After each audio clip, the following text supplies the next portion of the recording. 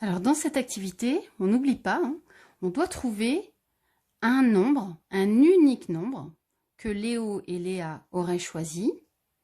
Et une fois qu'ils auraient fait leurs calculs respectifs avec la calculatrice, par exemple, ils doivent obtenir le même résultat.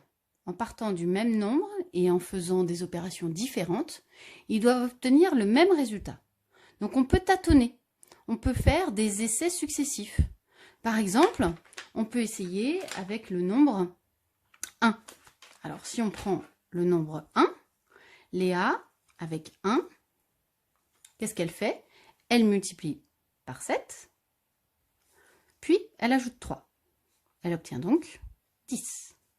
Léo, même chose, il part de 1, il multiplie par 2, puis il ajoute 15. Il obtient donc 17. Donc 1 n'est pas le bon nombre choisi par Léo et Léa, puisqu'ils n'obtiennent pas le même résultat à la fin. Ils doivent absolument trouver le même résultat. Voilà. On essaye avec 2. On recommence. 2 fois 7 plus 3. On obtient 17. Même chose pour Léo. 2 fois 2 plus 15. Il obtient 19. On continue, parce que ça ne marche toujours pas. 2 n'est pas le bon nombre de départ. On essaye avec 3. 3 fois 7 plus 3. On obtient 24. 3 fois 2 plus 15. On obtient 21. Ça ne marche toujours pas. 3 n'est pas le bon nombre de départ. On continue avec 4. On obtient 31 pour Léa. 23 pour Léo. On continue avec 5. On obtient 38 pour Léa. On obtient 25 pour Léo. Donc on n'a pas réussi à trouver le bon nombre.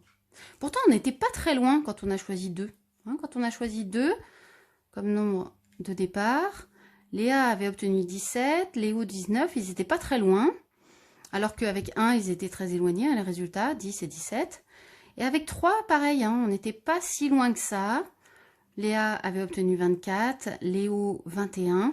Donc, on peut peut-être imaginer que le nombre qu'on cherche, il doit être compris entre 2 et 3. 2 et 3, ça ne fonctionne pas.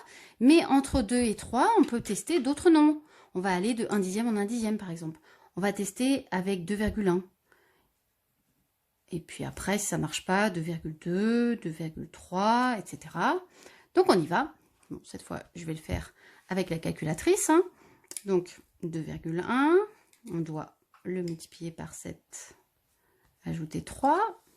Donc, hop, alors je remets, voilà, 2,1 fois 7 plus 3, on obtient 17,7. Léo, avec 2,1, pardon, fois 2, plus 15, il obtient, 4,2, 19,2, ça marche pas. Bon, on teste avec 2,2, on continue, 2,2, fois 7 plus 3, ça nous donne 18,4, 2,2 fois 2, plus 15, 4,4, 19,4.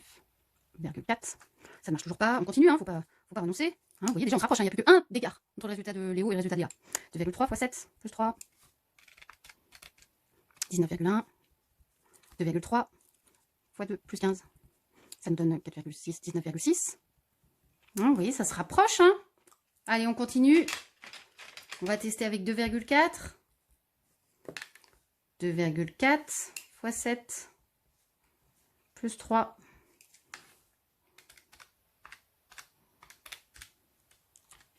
19,8. Et Léo, 2,3 fois 2 plus 15. Pardon, 2,4 fois 2 plus 15.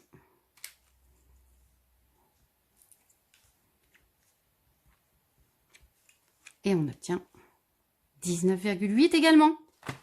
Et bien voilà, on obtient le même résultat en ayant choisi, pardon, j'ai fait une petite bêtise, en ayant choisi comme nombre de départ 2,4. Donc, ils ont choisi 2,4 au début. Voilà, ça c'est une méthode par essai successif. On tâtonne, on fait des essais et on regarde si ça marche. Alors on verra une méthode plus rapide pour résoudre ce genre de problème. Mais ça, en tout cas, ça marche à tous les coups. Voilà.